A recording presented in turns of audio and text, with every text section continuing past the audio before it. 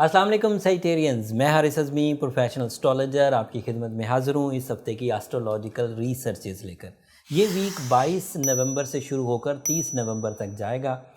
جو پچھلے ویک 21 نومبر کو پلانٹری چینجز آئی تھیں، وینس آپ کے 12th ہاؤس میں چلا گیا تھا، سن آپ کے 1st ہاؤس میں آ گیا تھا، یہ اس ہفتے وہی چینجز زیادہ میچورٹی کے ساتھ زیادہ فیولنگ دے کر آپ کی زندگی میں اسی طرز کا مومنٹم کریٹ کریں گی۔ تبدیلی اس پورے 8-9 دنوں میں ایک ہی ہے جو 30 نومبر کو پورا چاند ہوگا۔ Full moon is always event of solar system, جس سے ہماری ایموشنل بوسٹنگ، ہمارے اندر پلیجر لیولز، ہماری دلچسپی کے امور، بیوٹی لونگ نیچر یا پھر ہمارے احساس، جوش اور جذبے میں اضافہ ہوتا ہے۔ اس دفعہ پورے چاند میں ایک مزید قباحت ہے کہ دنیا میں کچھ کنٹریز میں چاند گرہن ہوگا، ویسٹ کنٹریز میں، یورپین کنٹریز میں، آسٹریلین کنٹریز میں، ساؤتھ ایشین کنٹریز میں گرہن نہیں ہوگا، لہٰذا یہاں تو پورا فل مون اپنے پورے رسپانس جنریٹ کرے گا۔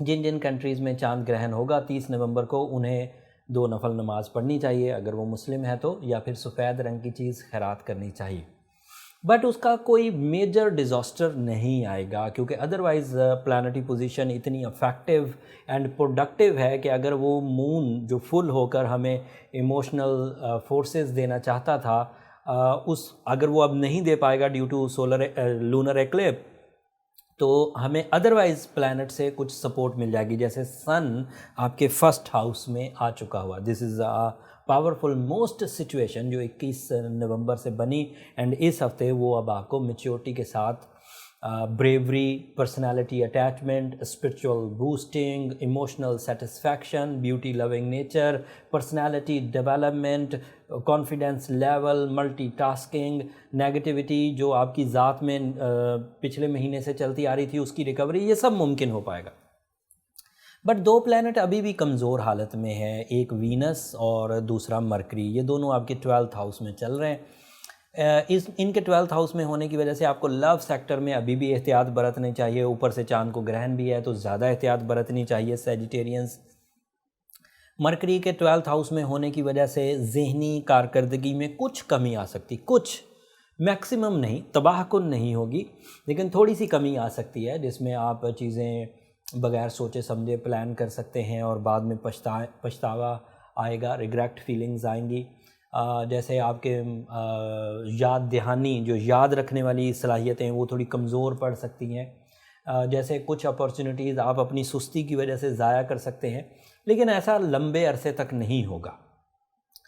یہ مرکری جو آپ کے 12th ہاؤس میں ہے، اگلے ہفتے، یہ میں کلو دے کر جا رہا ہوں، اگلے ہفتے کا کلو ہے، یہ بھی 1st ہاؤس میں آ جائے گا، سورج کو آ کے جوائن کر لے گا۔ سورج تو آپ کے آلریڈی 1st ہاؤس میں ہے، تو بہت ساری معاملات حل ہو جائیں گے۔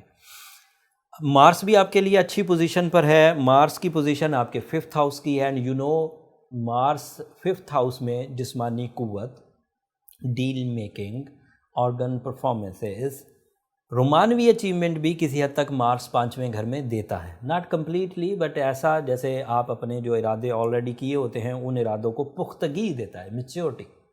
پھر کھلاڑیوں کے لیے، اسٹوڈنٹس کے لیے، ہاؤس وائفس کے لیے، بلڈرز کے لیے، ریئل اسٹیٹ ایجنٹس کے لیے، اسٹاک ایکسچینج ایجنٹس کے لیے، گولڈ ریلیٹڈ جو معاملات ہیں، جیولری، جیمز، ان لوگوں کے لیے یہ مارس کی پوزیشن اچھی رہے گی۔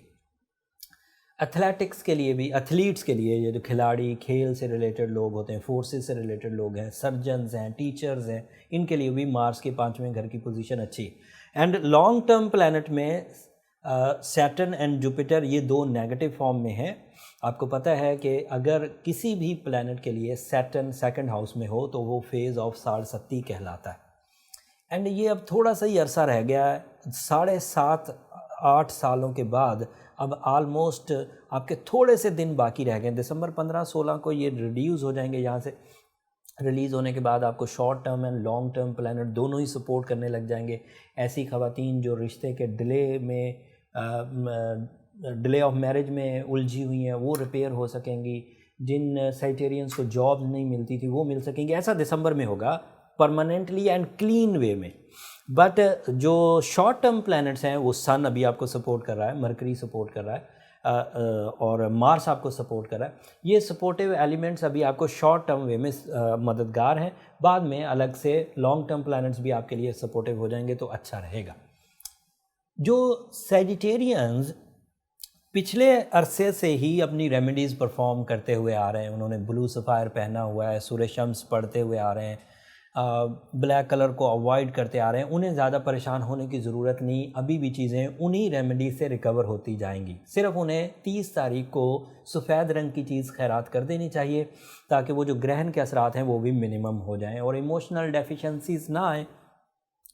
और जो लोग कोई रेमेडी परफॉर्म नहीं किए हुए हैं उन्हें इस वक्त सूरज शम्स और ब्लू सफ़ायर पहनना चाहिए ताकि ये जो 7.5 का मोमेंटम है इसे जल्द अज जल्द तोड़ा जा सके।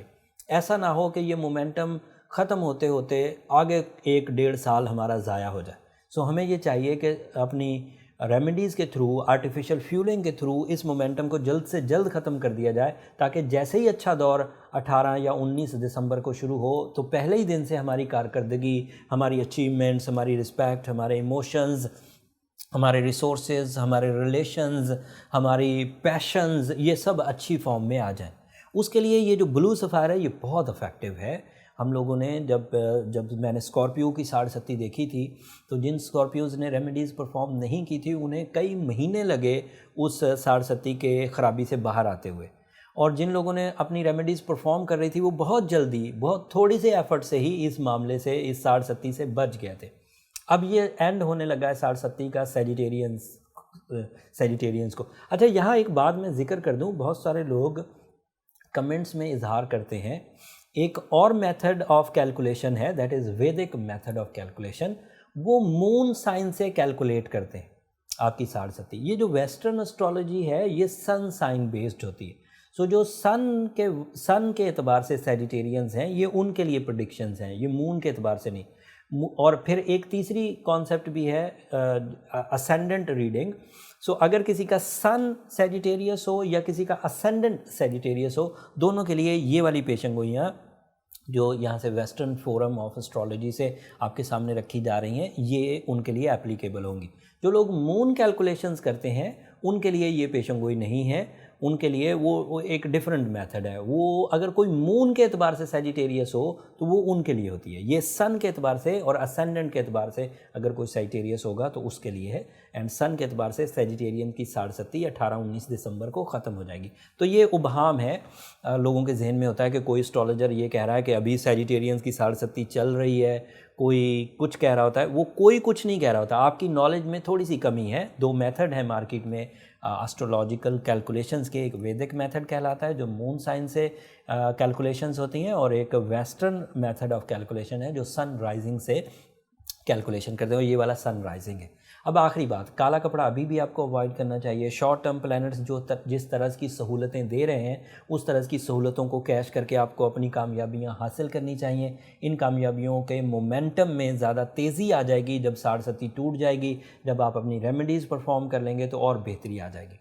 अगर फिर भी कोई सवाल ऐसा हो जो आपको पर्सनल नौयत का अगले कुछ दिनों में बड़ा डिसीजन लेना हो और आप उसके लिए कोई डीप डायग्नोसिस चाहते हैं तो उसके लिए ये नंबर नीचे चलते रहते हैं, आप इन पर रब्ता करके अपनी पर्सनल कैलकुलेशंस करवा सकते हैं। बट वो फ्री फोरम नहीं है सैजिटेरियन, होपफुली आप अंडरस्टैंड करेंगे।